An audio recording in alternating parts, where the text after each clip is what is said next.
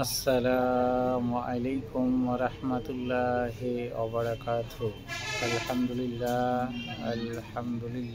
নাহমাদুহু ওয়া নাস্তাঈনুহু ওয়া নাস্তাগফিরুহু ওয়া নু'মিনু বিহি ওয়া নাতাওয়াক্কালু আলাইহি ওয়া নাউযু বিল্লাহি মিন শুরুরি আনফুসিনা ওয়া মিন সাইয়্যাতি আমালিনা ومن يهده الله فلا هادي له ونشهد أن لا إله إلا الله ونشهد أن محمدا عبده ورسوله أما بعد।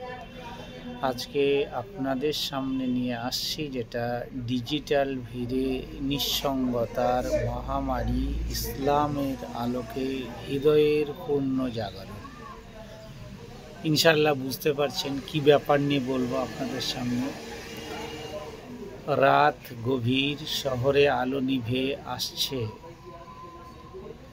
রাত গভীর, দিনে আলো নিভে যাচ্ছে। রাত গভীর, গ্রামে আলো নিভে গেল, কিন্তু মানুষের স্ক্রিনের আলো তখন আরও যেন তীব্র হয়ে উঠল। কিবা গ্রাম, কিবা পাড়া, কিবা শহর, কিবা সিটি, সমস্তটা জায়গায় এ যেন এক নতুন পৃথিবীর ছোঁয়া পেয়েছে। গ্রামে বলুন, শহরে বলুন, সিটিতে বলুন, যেখানেই বলুন না কেন, একই সিস্টেম। যেখানে দিনের শেষে মানুষ বিশ্রাম নেয়, যেখানে দিনের শেষে মানুষ আরাম করে, সেটার নাম হলো রাত্রি। এখন আর মানুষ দিনের শেষে বিশ্রাম নিচ্ছে না, বরং আরও গভীরভাবে ডুবে যায় অনন্তহীন নোটিফিকেশন, ভিডিও, ছবি আর বিভিন্ন খবরাখবর ও তথ্যের স্রোতে। যতই সংযুক্ত মনে হোক বা যতই অ্যাক্টিভ মনে করুন, ভিতরে ভিতরে আমরা আপনারা সবাই কিন্তু একা হয়ে পড়েছি। কারণ কি জানেন? এই যে এখনই বললাম, ডিজিটাল ভিড়ে নিঃসঙ্গতা। যদি বলেন কিভাবে, তার কথা আপনাই বলি।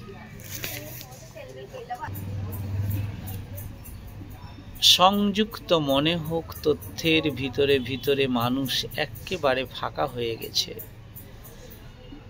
আধুনিক মনোবিজ্ঞান আজ থেকে বলেছিল বা আজকে বলছে, ডিজিটাল একাকিত্ব তার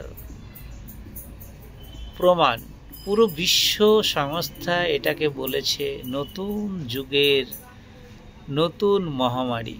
যদি বলেন কিভাবে, আপনি দেখুন, আপনি আপনার আত্মীয়র সঙ্গে চলাফেরা বন্ধ করে দিয়েছেন, আপনি আপনার বন্ধুর সঙ্গে চলাফেরা বন্ধ করে দিয়েছেন, আপনি আপনার পাড়া প্রতিবেশীর সঙ্গে চলাফেরা বন্ধ করে দিয়েছেন। তো এর কারণ হচ্ছে এই মোবাইলই আপনাকে শেষ করে দিল। যদি বলেন কি সমস্যার কেন্দ্রবিন্দু, তথ্যের ভিড়ে হৃদয়ের অনাহার। তো এই সংকট কেবল প্রযুক্তির নয়, এটি মানুষের আত্মা, মানসিকতা এবং হৃদয়েরও সংকট। ইসলামের আলোকে এই সমস্যার ব্যাখ্যা আশ্চর্যভাবে গভীর ও প্রাসঙ্গিক, সমাধান উপযোগী বলে মনে করি।